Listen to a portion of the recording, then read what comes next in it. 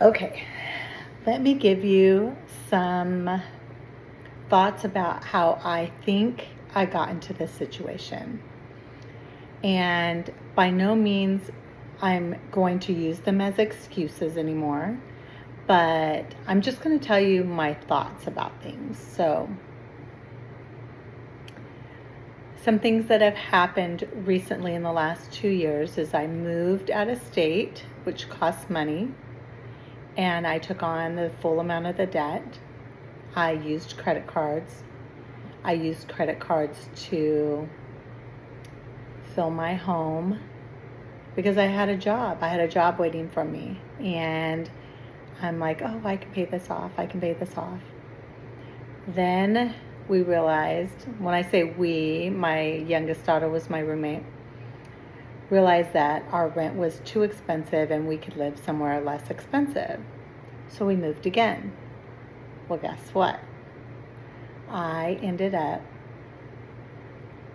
putting the move on credit cards again. I had all my household stuff, but again, I put the move on the credit cards. Then we decided, you know what? I think it'd be better if we lived closer to our jobs. So we moved again. So in 3 years, I not only moved out of state, in 2 years, I not only moved out of state, but I moved 3 times total within 2 years. And that can get pretty expensive.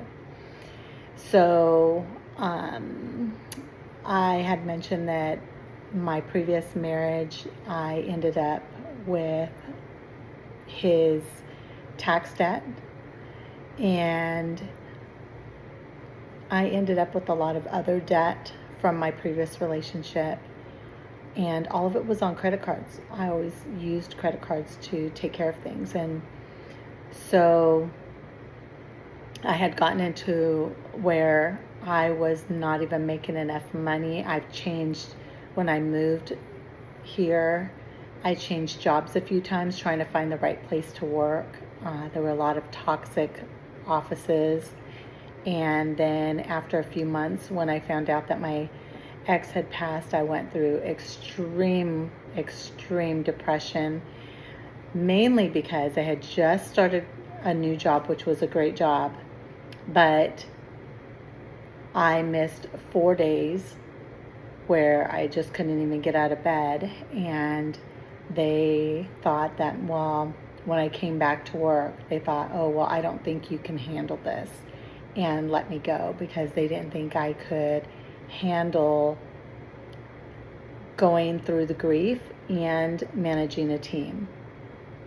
I know it wasn't fair, but I decided I didn't even want to work for that place if that's how they treat their employees when they're going through something. So it took me a few times to find a great job, and I did, but it was a great job, only working 28 to 30 hours a week.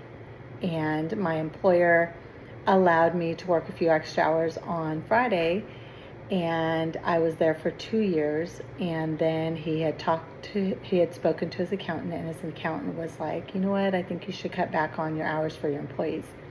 So he came to me, he's like, Eliza, I'm going to have to cut back hours, and I know I told you that I can give them to you. And so I thought, well, maybe I'll find another part-time job for the weekend. And instead, I found another job giving me full-time hours and full-time benefits. So that's where I started. I was 3 weeks without pay while I was trying to negotiate, my different payroll dates. And on the 1st of this month, I ended up paying a little bit. Let's see, I was at $37,085 the beginning of the month, and now I'm at $36,105, so almost $1,000. So that's my first win. My first win was to make extra income, and instead of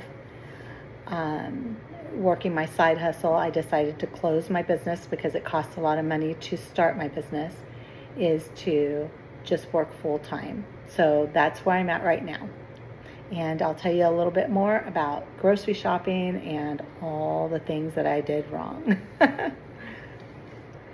See ya.